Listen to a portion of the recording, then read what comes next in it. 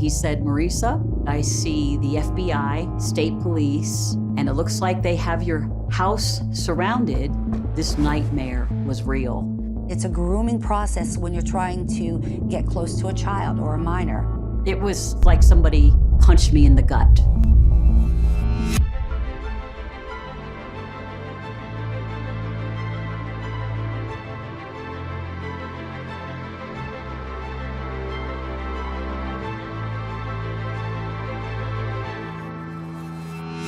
It was the 80s. I had just graduated from Ithaca College in New York with a degree in broadcast journalism, and after a year and a half in southwestern Virginia, I'd landed my dream job in Scranton, Wilkes-Barre, Pennsylvania. The career was going so well, but the thing that was missing was finding somebody. That all changes in August of 1992, when close friends host a barbecue and play matchmaker. There is this gentleman who was impeccably dressed, dark hair, almond-colored eyes. His name was Mark Kandel. He started cracking jokes, and his sense of humor just mesmerized me. He was starting his doctoral work at the University of Maryland in administrative studies and special ed curriculum. He was living in a fraternity house, but he was being paid for being an advisor, and this was helping him pay for his doctoral degree at the University of Maryland. I couldn't find anything wrong with him, and I'm thinking, he can't be so perfect. He just almost seemed too good to be true. 6 months later, Mark invites Marisa to his parents' vacation home in Florida and pops the question. A year later, the couple marry in Danville, Pennsylvania.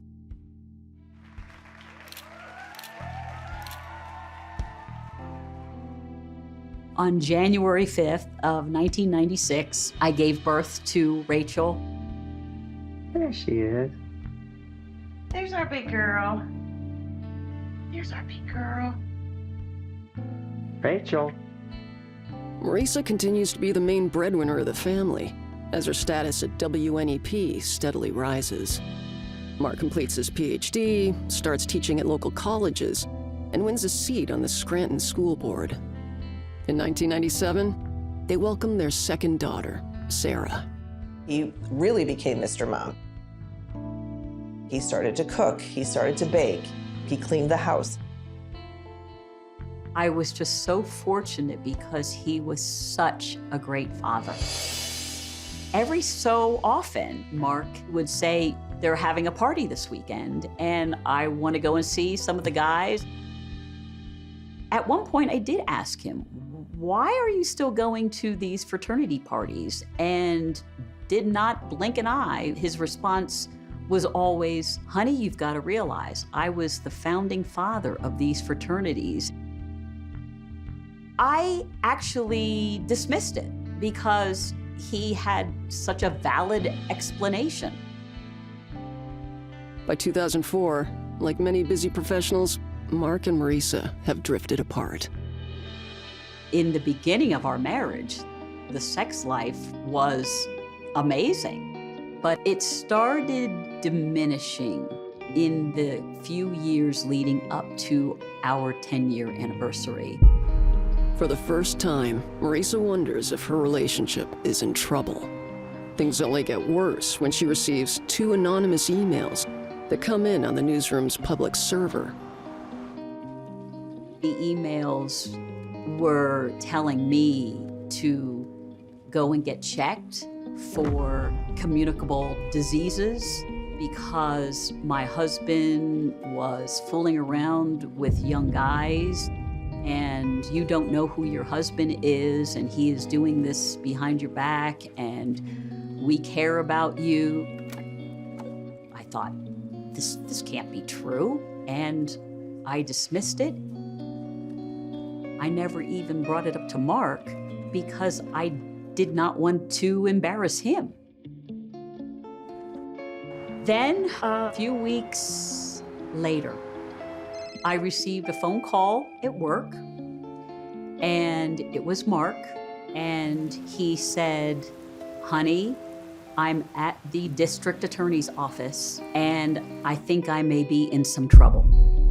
I was in such a state of shock and disbelief. I said, "What are you talking about?" And he went on to say, "I held a gathering where some young guys were at the house." And I'm thinking, why did he keep that from me? Why didn't he tell me that he had some guys over?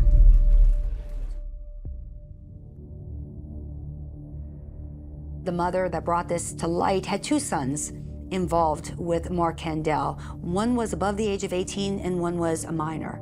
And those two sons were both at that party in May of 2008, and they came home drunk. And so we had enough to launch an investigation. Later that evening, Marisa gets Mark's side of the story.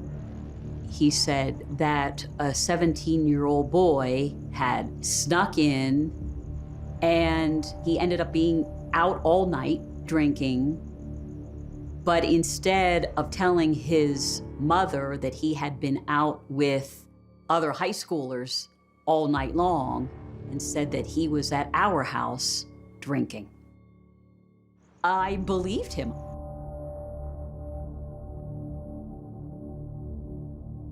Mark is charged with furnishing alcohol to a minor and is forced to resign from his job. It definitely ruined his reputation as an educator. We knew that he would probably never have another job in teaching.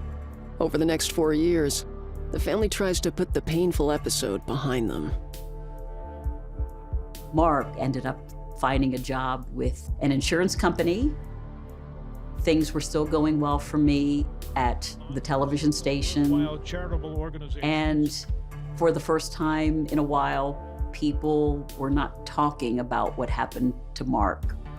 We felt as though we were finally getting beyond that horrible ordeal.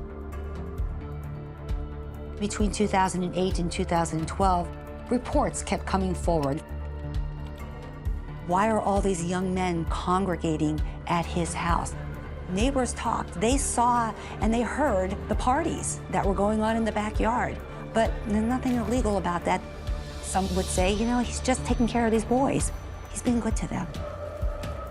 And then there was some other information that came forward about him paying young boys to cut his grass or do yard work, and then paying them extra money to take their shirts off while doing it. But if the boys are being paid for doing more than taking off their shirts, no one is telling the police. He was buying gifts. He was giving money, sneakers and shoes, video games, a variety of different things. Speedo, bathing suits, that was a hallmark. When they came to swim at his house, he would give them Speedo bathing suits. Come over and lift weights with me and I'll give you $50, $100 if you take your shirt off. It's a grooming process when you're trying to get close to a child or a minor. People groom people to do what they want them to do. 1 year later, police finally get their opportunity to snare Mark when the DA receives an anonymous email. The email said, "I don't know what to do. I've been talking to this guy named Mark Kandel. I'm getting scared. He's coming to my work. He's saying a lot of, strange or inappropriate things." And attached to that email was a picture.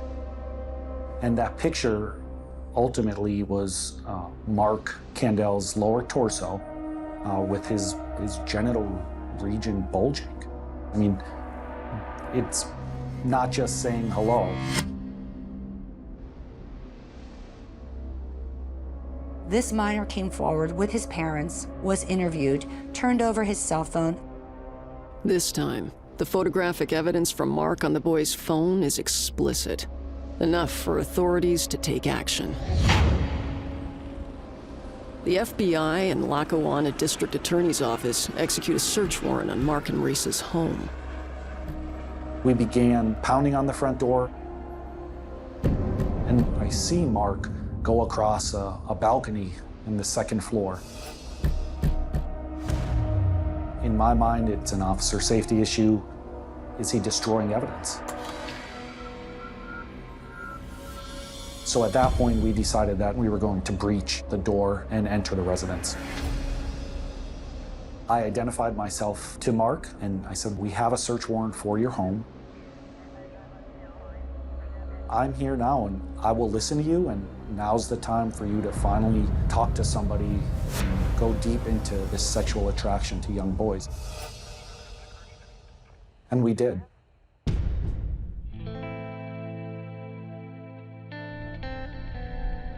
By the time Marisa arrives home, the police have already gone. Mark was there, and he was very calm and collected. And I kept on asking, why would they do this? Something motivated the authorities to raid our house again. He finally said to me, "I think there were some questionable text messages on my phone. I think some of those text messages were sexual in nature." And I looked at him in disbelief and said, "So you were sending these sexual messages to high schoolers?" And he finally looked at me and said, "Yes." Nothing was ever the same after that moment. I basically threw him out of the house. In 1 month alone, Mark had sent 13,000 texts to at least 17 underage males. We had him. We had explicit talk, explicit offerings, and we had young men who were willing to come to court to testify. On December 5th, 2012, Mark is charged with 4 more counts of online enticement. Marisa files for divorce, and the hits keep coming. He had forged my name on some documents in order to withdraw some retirement money. It was actually a lot of retirement money. In the time that he wasn't working, this is how he was helping to pay for the bills and for some of the teenage boys' gifts. A former educator from Lackawanna County has been sentenced to 14.5 years in prison. He's a former member of the Scranton School Board and also worked for the Northeastern Educational Intermediate Unit. He will be a registered sex offender for the rest of his life.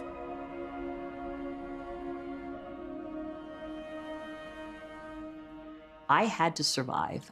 I had to survive for the sake of my career that I worked so hard for, and I had to survive for the sake of my girls. I couldn't allow what Mark did to us to ruin their lives. I put them both through school and through college. Marisa remains the face of the 6 o'clock news until she retires in 2016. I wanted to write my story so that no matter how horrible things may be, no matter how much you were betrayed and lied to, that you can get past that. This nightmare was real.